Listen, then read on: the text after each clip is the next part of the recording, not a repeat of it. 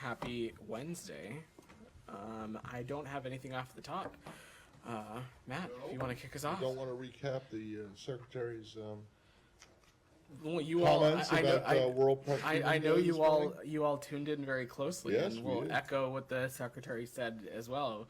We strongly believe the importance of a free press. It's we believe a bedrock of democracy. It's why one of the many reasons why we travel with all of you. We do this daily press briefing. I think engagement with the media is critically important for both of us to do our jobs. Okay. But Matt. So then, can I ask you, as was raised, perhaps a bit abruptly at the very beginning of his comments this morning, whether or not the State Department regards Julian Assange as a journalist who would be covered by the ideas embodied in World Press Freedom Day. Matt, I'm not asking for the DOJ point of view. I'm asking for what the State Department thinks. the State Department thinks that Mr. Assange has been charged with serious criminal conduct in the United States in connection with his alleged role in one of the largest compromises of classified information in our nation's history. His actions risked serious harm to U.S. national security, to the benefit of our adversaries. It put named human sources to grave and imminent risk and risk of serious physical harm and arbitrary detention. So it does not matter how we categorize any person, but this is we view this as something he's been charged with serious criminal conduct. Well, but it does matter, actually, and that's my question. Do you believe that he's a journalist or not? Matt, I'm just not going to offer a prescriptive assessment from here. Our view on Mr. Assange, our view on Mr. Assange is that he's been charged with serious criminal conduct in the United States. Charged with anything.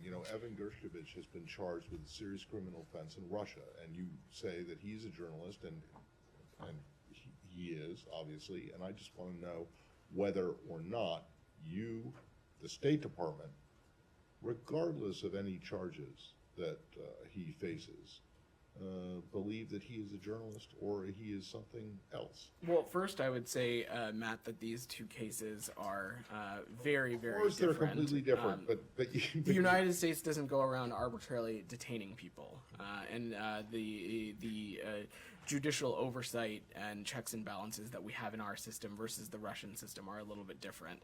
But again, I'm not here to offer a specific assessment. What I will say is that he's been charged with a serious crime, with serious criminal conduct in the United States that has seriously put in harm's way U.S. national security, and that continues to be the case. Okay, so basically the bottom line is that you don't have an answer. You won't say whether you think I think or not. I've sufficiently answered your question, Matt. As I've said, we believe that he has been charged with serious criminal conduct in the United States. But not for me. Okay. All right. Thank you. All right. Anything else? Go ahead, Saeed. On Freedom Press Day, it's been almost a year since Shireen Abu Akleh was killed by the Israeli army. And yesterday, apparently, a call by Senator Chris Van Hollen onto you guys that there was a new report by the security coordinator that was sent to Secretary Blinken. First of all, can you share any information about that with us, if there is any, and is there anything new in this report, or is there any reason why it should not be released? Saeed, let me say a couple of things. First, you've heard us say this before. We condemn the tragic killing of Shireen Abu Akleh, and our hearts remain with her family. As you know, Secretary Blinken has had the opportunity to speak to her family before and continue to extend our personal sympathies to them. As you all know, Shireen was not only a U.S. citizen, but a reporter who had earned the respective audiences around the world, including many, almost all, I assume, in this room.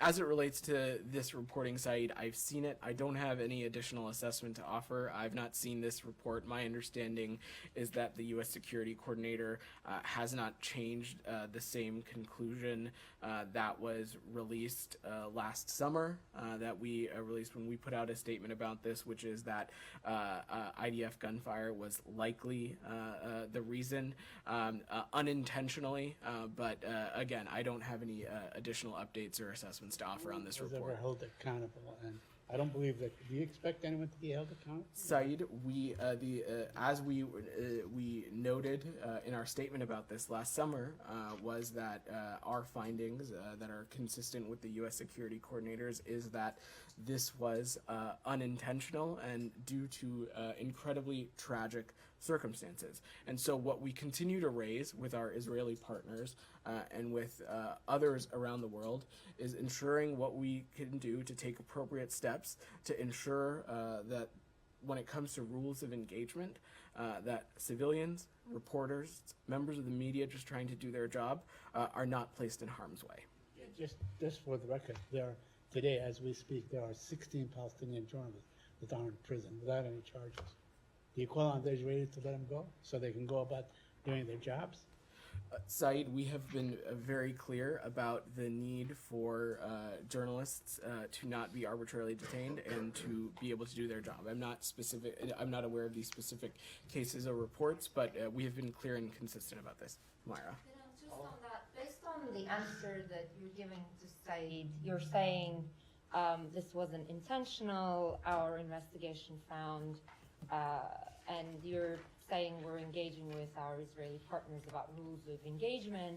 That all almost sounds like you're saying you're sorry for what happened to Shireen, but you're moving on and you're engaging with Israeli partners so that this wouldn't happen again. I had not heard anything about U.S. pursuing accountability for her. Can you tell me if I'm wrong, or can you elaborate? Myra, we have been very clear and consistent about first condemning the tragic killing of Shireen, but also when both the U.S.'s report as well as the IDF's report last summer went public, we have spoken consistently about the need and the call for accountability in this case, and we continue to do so.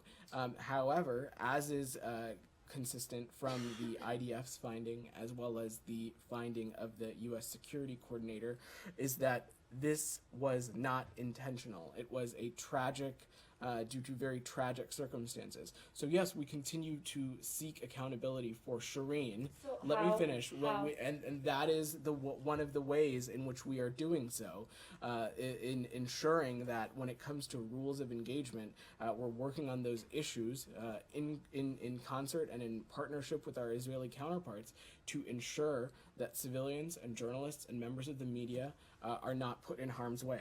These are all things that we have said before consistently. Yes, these are things you've said before, so I'm wondering if you're doing anything actively to seek accountability from the Israeli side for Shireen's killing. Like, not for rules of engagement sounds like it's something to deter and prevent this happening again. But I mean, are you able to say, is there an active effort of U.S. seeking accountability from Israel on her case? There is an active effort, and since Shireen's tragic death, we have continued to press Israel to closely review its policies and practices on rules of engagement and consider additional steps to mitigate risk of civilian harm and protect journalists. The Department of Defense, in the immediate following of, not immediate, but in the months following Shireen's death, underscored the need to improve its own assessments and practices to ensure civilian harm mitigation. So this is something that we continue to pursue and push directly with our counterparts in Israel, but also in other parts of the world where journalists often are found in harm's way. I've got a couple of things on China, but I'll let others too. Okay. Alex, go ahead. Thanks. One more question on the press freedom. In light of the Press Freedom Day, did the embassy in Moscow today attempt to meet with Evan in jail? Alex, we have continuously, since Evan's detention, called for the Russian Federation to offer consistent consular access, consistent and regular consular access that is in line with the Russian Federation's consular convention with us, and that continues to be the case, and we'll continue to raise that directly. Including today, have you guys reached out to Russian I officials? don't have a specific, I'm not going to offer a specific engagement, but consular access continues to be one of the things we continue to push for, not just in Evan's case, but also the case for Paul Whelan. We continue to call for both of them to be released, and that continues to be our operating procedure on this. Is the U.S. government thinking about some legal action against Russian foreign ministry for rejecting their rights? Alex, we continue to have a number of tools at our disposal to hold the Russian Federation accountable. As you saw us last week take action in designating the FSB and the IRGC-IO in relation to their arbitrary and wrongful detention of American citizens. So specifically, through the auspices of the Levinson Act and through the executive order that President Biden signed, we continue to have tools at our disposal, but I'm not going to speculate or preview potential actions from here. Camilla, I'm going to work the room a little, Alex. I got a couple. Can we come back to them later? Sure. Camilla, go ahead. Press Freedom Day. I know you mentioned Austin Tice yesterday. Wall Street Journal is reporting that there are U.S. negotiators who've been in touch with Syrian government officials and couched this as a renewed effort to engage with Syrian officials on trying to secure his release. Do you have anything further to add from what you said yesterday?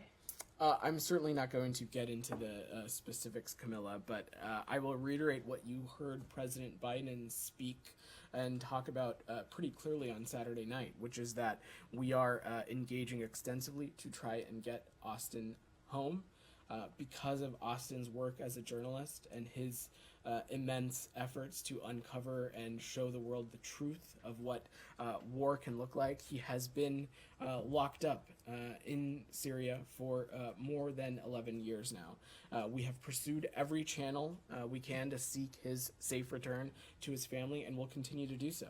And that includes discussing the case with a number of countries in the region, and we will continue working this until we're able to get his safe return to the United States. Nick, go ahead. Drone strike on the Kremlin. The secretary said anything coming out of the Kremlin should be taken with a shaker of salt. I was wondering if you had any more fidelity on what did or didn't happen. Well, I would echo what Secretary Blinken said this morning. We are aware of these reports, but unable to confirm the authenticity of this. But also, as the Secretary said, I would take anything coming from the Kremlin and the Russian Federation with a shaker of salt. But throughout this, it's important to remember a couple things, Nick. First, Russia invaded Ukraine. It did so unprovoked. They started this war, and they could end it today if they pulled their troops out. Number two, Russia continues to fire missiles and drones at Ukraine every week. And they have done so and targeted scores of Ukrainians, including children, and they have been targeted places like hospitals, apartment buildings, and we have been very clear that we're going to continue to support Ukraine as it defends itself from Russia's invasion on this. Kylie, go ahead. Just to follow up on that specifically, you said that the U.S. has been unable to confirm the authenticity of these reports. Do you believe that the U.S. will be in a position over the course of the coming days to say what the U.S. believes happened here? I'm just not going to speculate or get ahead of the process here, Kylie. What I will say, though, is that we're continuing to assess this and confirm the authenticity, and when we have more to update or if we're in a place to, we shall. And then we heard from President Zelensky this morning in response to this alleged attack saying, we don't attack Putin or Moscow. How significantly should we weigh President Putin's denial that Ukraine was involved here? You mean President Zelensky's? President Zelensky, sorry. That is for President Zelensky and the Ukrainians to speak to. I will let them speak to their own battlefield assessments and decisions. That's not something that we have ever spoken to from here. And then just a final question. Sure. from the White House podium earlier, like a few minutes ago, we heard the press secretary talk about the U.S. not providing capabilities for the Ukrainians to strike inside Ukraine or encouraging the Ukrainians to strike inside Ukraine. So going forward, if there are further Ukrainian strikes inside of Russia, should we expect that that could somehow impact continued U.S. support for Ukraine? What I will say, Kylie, is that we have been pretty clear and consistent throughout this that we'll continue to support our Ukrainian partners for as long as it takes. In fact, we as recently as last week announced another presidential drawdown, and we will continue to do so. But that being said, I think it's also really important to take a step back. I don't want to speculate about the authenticity of this, but we also have been clear and consistent, as you said, that about not encouraging or enabling the Ukrainians to strike beyond its borders. Gita. Afghanistan, Vedant, do you have a readout from the Doha conference? So, as you know, Gita, the UN convened this meeting in Doha for key international stakeholders to reinvigorate international engagements around common objectives within Afghanistan and how to best support the Afghan people. The U.S. and other stakeholders continue to be deeply concerned about the deteriorating human rights conditions in Afghanistan, especially as it relates to women and girls. And the UN Security Council unanimously adopted last week a resolution that sends a clear signal that the international community is united in condemning the Taliban for its egregious repression of Afghan women and girls. So any decisions on how to go forward to bring the Taliban in line? And Well, the envoys representing their various capitals discussed a variety of shared concerns, specifically the presence of terrorist organizations, the lack of inclusivity, which importantly includes human rights, the sheer concern that when more than 50% of Afghanistan's population is being left out of participating in the economy, left out of participating in education, that it is tough to see a credible path forward for the country. So this is something that, of course, this department and key leaders within this department are going to continue to remain deeply engaged on.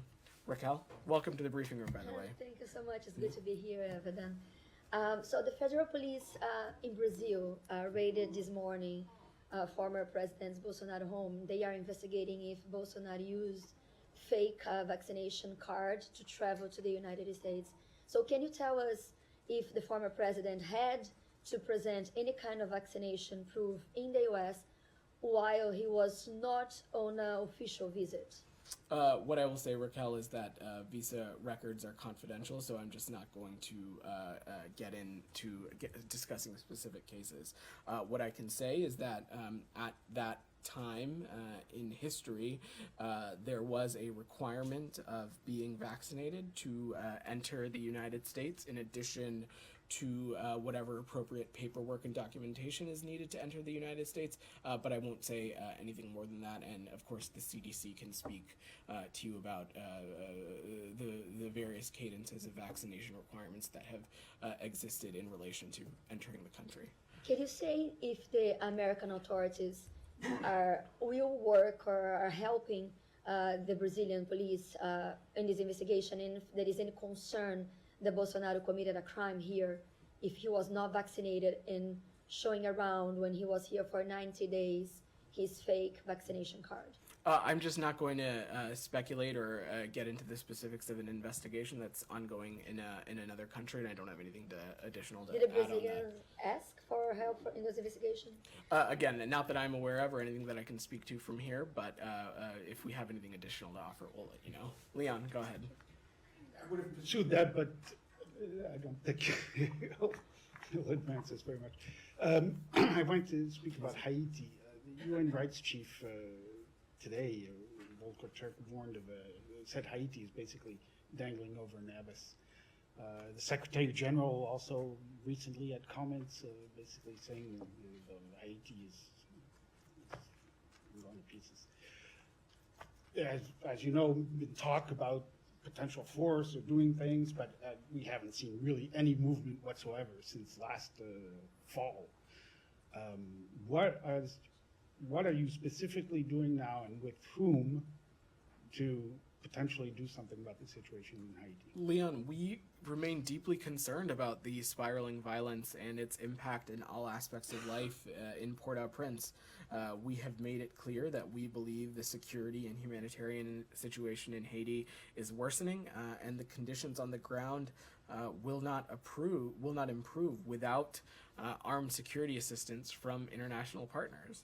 And any decision about a security force would be done in consultation with the United Nations and the Haitian government, and those discussions continue to be ongoing. And we remain in coordination with partners on next steps on the force and other actions to address the security situation in Haiti, including the needs to support the Haitian National Police. I'll also remind you, Leon, that when we have not hesitated to take action to not just support the Haitian National Police, but also support the Haitian people. Since July of 2021, our INL Bureau has allocated $92 million to support security in Haiti.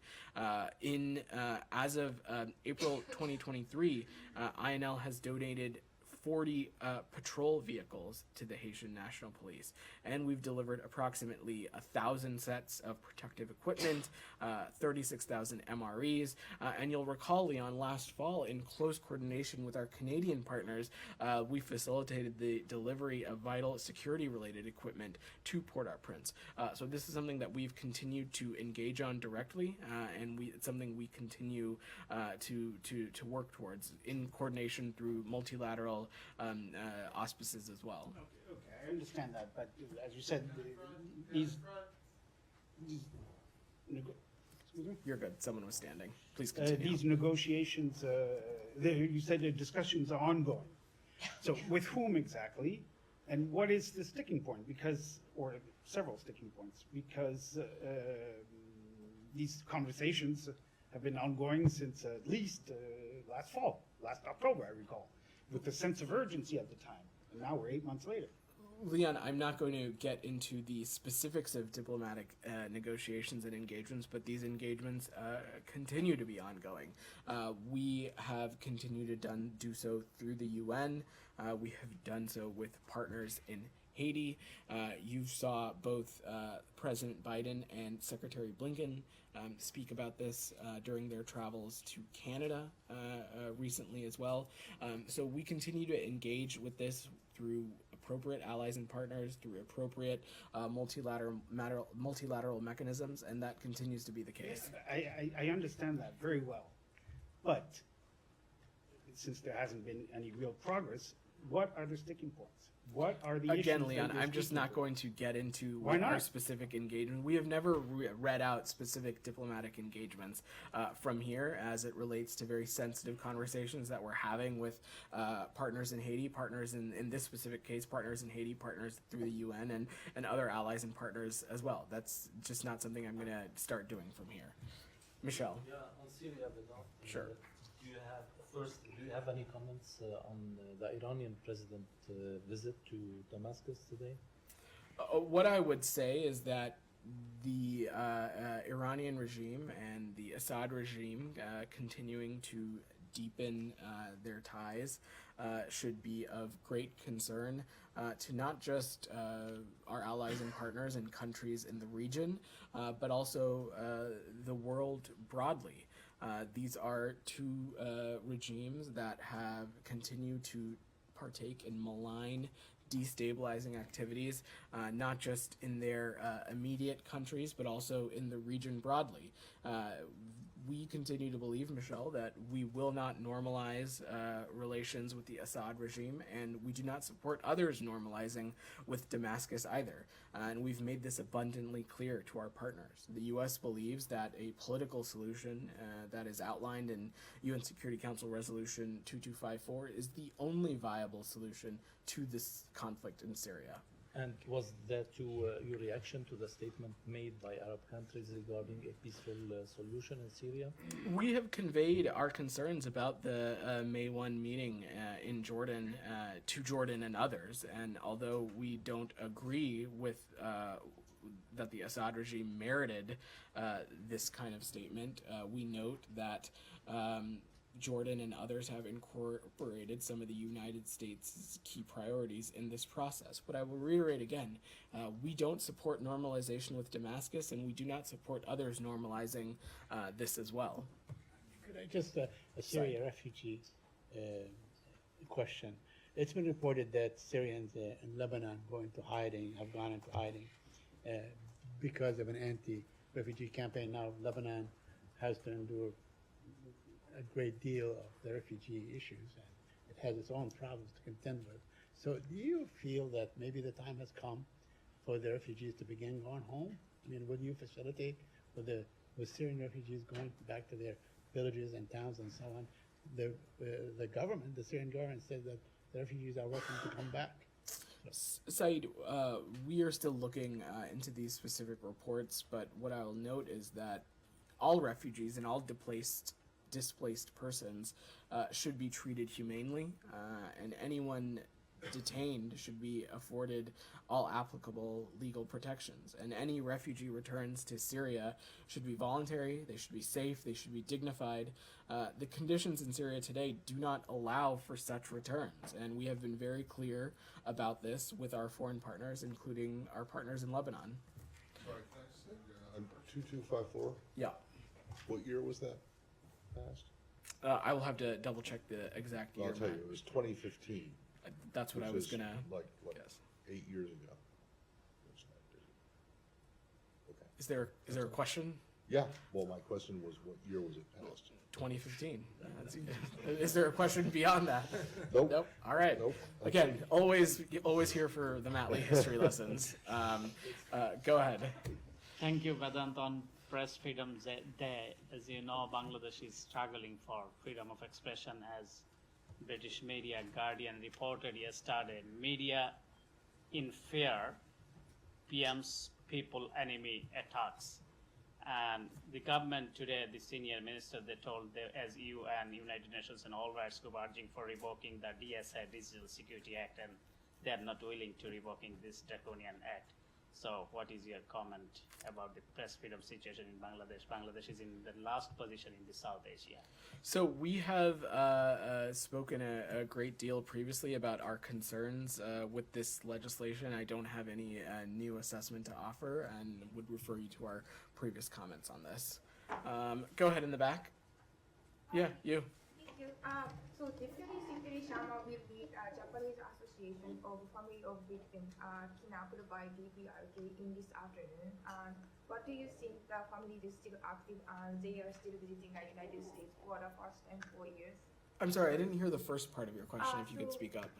The Sharma, Deputy Secretary Sharma, she is going to meet Japanese Association of Families of Victims kidnapped by DPRK this afternoon.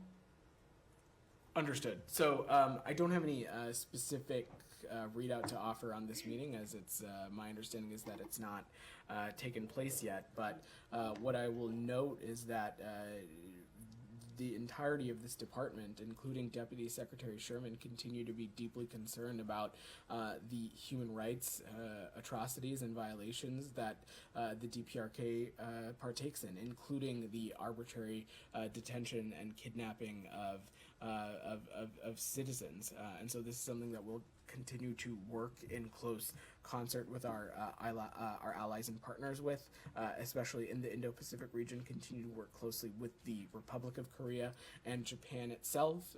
Deputy Secretary Sherman had the opportunity to engage with her counterparts from those two countries just a number of months ago, and so it's something that she will bring important perspective to.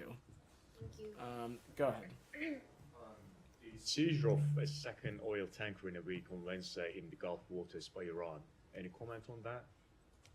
So This was reported earlier this morning, and the Department of Defense reported this as well, that the IRGC Navy seized a Panama flagged oil tanker, the Niobe, while it was transiting the Strait of Hormuz. This is the second time in the past week that Iran has seized a foreign flagged oil tanker while it transits international waters.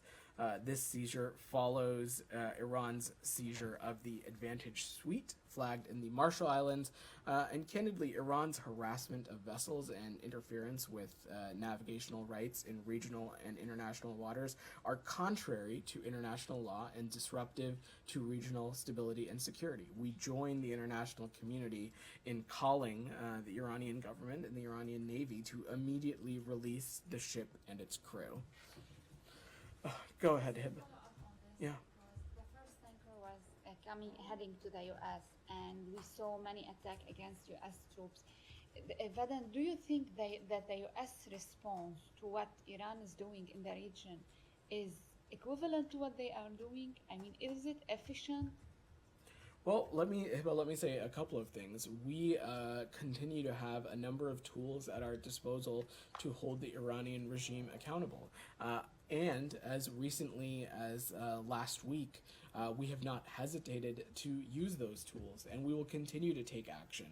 When it comes to holding the malign Iranian regime accountable, we'll continue to take steps to do whatever we can to protect the security of our allies and partners in the region, protect the security of the United States and its service members, and we continue to have a number of tools at our disposal. Go ahead in the back. Thank you. Two questions. One about Armenian and Azerbaijani dialogue happening these days in Washington. Sure. In Arlington, Virginia, actually. Do you have any more updates on this? And the second quick question about Turkey shutting down its airspace for Armenian airplanes. This creates major issues for Armenia's economy and freedom of movement because Armenia is already a land-locked country. It suffers double blockade actually from Turkey and Azerbaijan, so airspace is very important. Okay, let me take your first question first. I don't have any additional updates to offer on the engagements happening between Armenia and Azerbaijan at the Foreign Services Institute. What I will reiterate again is that we remain committed to promoting a peaceful future for the South Caucasus region. We believe that direct dialogue is key to reaching a lasting peace, and we believe that that is possible between these two countries. As I said, Secretary Blinken had the opportunity to join the opening plenary session as well as welcome the foreign ministers for a dinner the evening before. Senior advisor for Caucasus negotiations, Lubano, continues to be deeply engaged on this process, but I don't want to get ahead of the process as it's ongoing. On your second question, the U.S. strongly supports Armenia-Turkey normalization, which we believe would be important for not just these two countries, but helpful for stability across the region. We note with disappointment Turkey's announcement that it would suspend Armenian airline overflight permissions. The agreement that had previously been reached between these two countries to resume air connections had been a very important confidence-building measure, not just between these two countries, but again for regional stability broadly. And it's our sincere hope that Turkey and Armenia can continue to rebuild economic ties and open transportation links as well. Kylie, go ahead. About something that Ambassador Burns said yesterday on China. He said, we are ready to talk with China pretty clearly, but then he also went on to say that he's told his counterparts that Blinken will visit China when conditions are appropriate. So I'm just a little confused. Is the U.S. ready to talk with China now, or do things need to change for conditions to be appropriate? And what are those conditions that need to change? So I'm not going to be prescriptive about these said conditions. This is something that the Secretary has spoken about quite clearly in the immediate aftermath of his trip getting rescheduled. We continue to believe that we want this trip to get rescheduled when conditions allow, and that continues to be the case. And we do have open lines of communication with the PRC, and we continue to engage on those. As you all are quite familiar, the Secretary had the opportunity to have a direct engagement with one of his counterparts on the margins of the Munich Security Conference, and we continue to engage, Munich Security Conference, I apologize, and we continue to engage appropriately with the PRC. The important thing to remember is that this is a relationship that the international community expects us to manage responsibly. There are a number of issues between the bilateral relationship of the United States and the PRC that are of immense importance to the entire world, whether that be addressing the challenges of the climate crisis, whether that be economic issues, as the sheer amount of trade volume that flows between the Taiwan Strait. So the demand signal from the world is that this relationship be managed responsibly, and the United States is continuing to do that, and will continue to have those open lines of communication through Ambassador Burns, through the Secretary, and through many others. So just to be clear, at this point, the conditions do not allow still for the Secretary to visit China. I don't have a trip to announce, Kylie. I'm not going to offer a moment in time metric or assessment. We continue to work towards rescheduling this trip when conditions allow. Got it. And then just one more question on U.S. China relations. Ambassador Burns also said there haven't been substantive talks with China on the issue of fentanyl. I'm wondering about another issue, Americans wrongfully detained in China.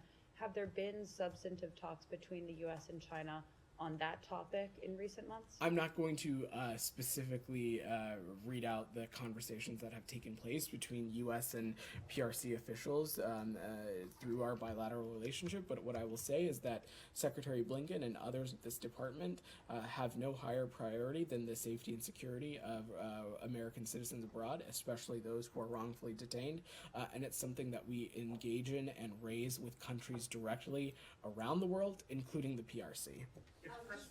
Just to follow up on that, is there... Your colleague has a question. Yeah, can I go just ahead. ask on Kylie's question? Yeah. Is there a proposal from the U.S. side that is on the table with the Chinese about the detained Americans?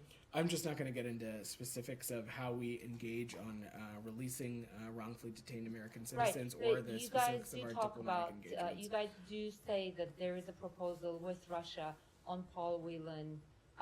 So I'm just wondering if there is any active talks, active communication with the Chinese, because, I mean, the families were very hopeful about Secretary Blinken's trip, and then that got canceled. We don't know when it's going to be rescheduled. He made some comments about this today. We're just trying to get an understanding of where all of that left the effort, the U.S. effort with China on the topic of detained Americans there. So are there active talks with them? Let me say a couple of things. First, just because we talk about one case, in the case of Paul Whelan, we've been very clear about there being an offer on the table with the Russian Federation, and the Russian Federation should take it.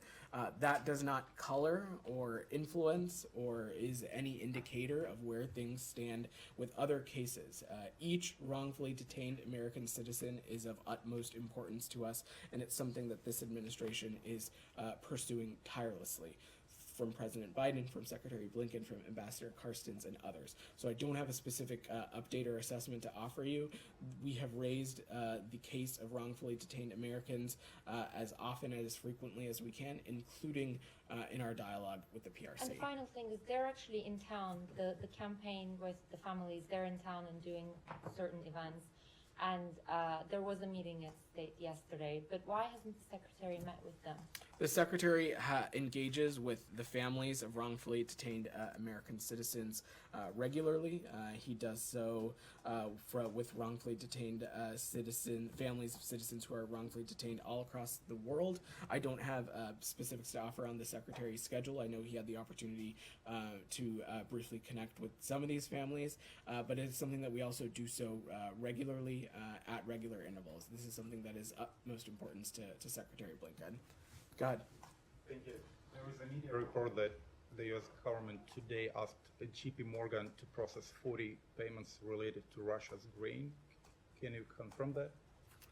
That is a question for our colleagues at the Treasury Department. I don't have anything to offer on that. Go ahead, Sam. You refer to WikiLeaks allegedly damaging U.S. national security. People might remember that WikiLeaks came to prominence because they released the collateral murder video. And what that showed was U.S. military mowing down Reuters reporters, workers in Iraq. Reuters repeatedly asked the U.S. government to disclose such information about those killings, and the U.S. government repeatedly refused to do so. Only then did we know what happened, that the U.S. helicopter gunship mowed down these Reuters workers through the collateral murder video. Are you saying that disclosure of such criminality by the U.S. government impinges U.S. national security? I was answering a question about Mr. Assange.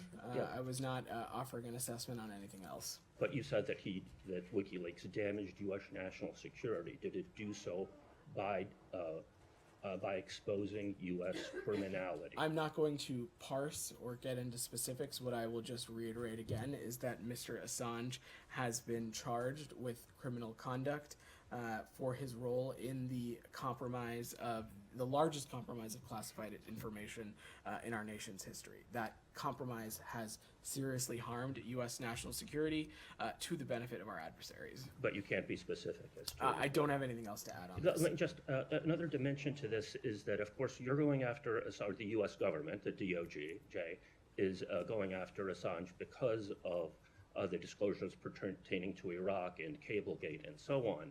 This is separate from the whole Russia Gate situation. I don't know if you're familiar with a recent report by James Bamford in The Nation.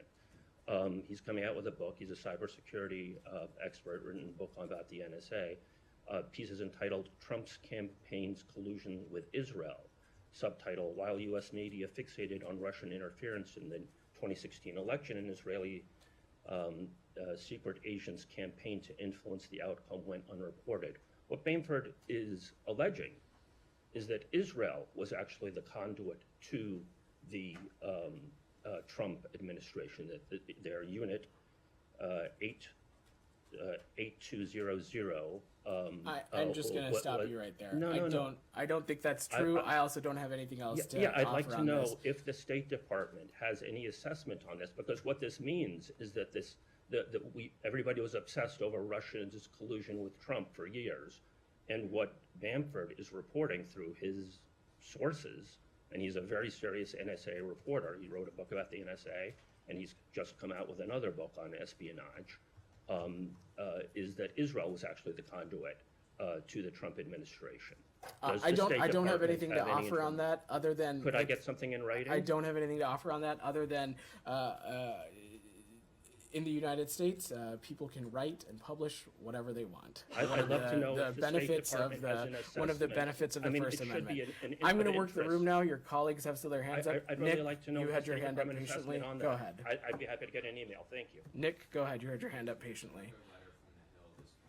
Senators Grassley and Johnson asking Secretary Blinken to preserve and provide records he may have on Hunter Biden business dealings, including anything sent from his personal emails. I was just wondering if you're familiar with the letter, if the Secretary had received it, and whether or not he's planning to comply with their May 15th deadline. Thanks for your question, Nick. So we have received this inquiry. We are reviewing it appropriately. What I will say, though, is that I would hesitate to take everything that the Hill says at face value. There has been a clear track record of, in many instances, of transcripts being intentionally taken out of context, being intentionally misrepresented, and so we don't know what exactly the intent or what's going on here. But as I said, we've seen the inquiry and we will review it appropriately.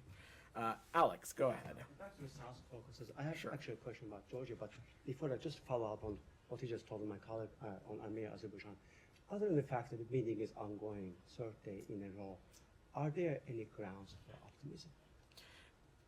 Alex, I'm just not going to. You keep on trying to ask me the same question every day, so I gotta give you credit for your endurance, I suppose.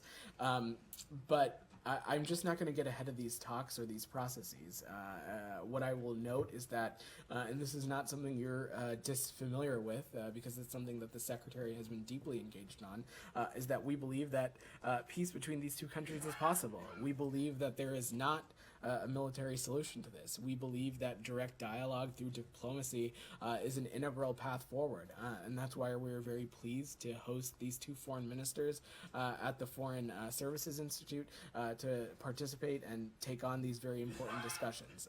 As I said, the Secretary and others across the department have been deeply engaged on this, and we'll look forward to watching the process closely. Do we have go like ahead. 1 more day to go or 2 more days to go?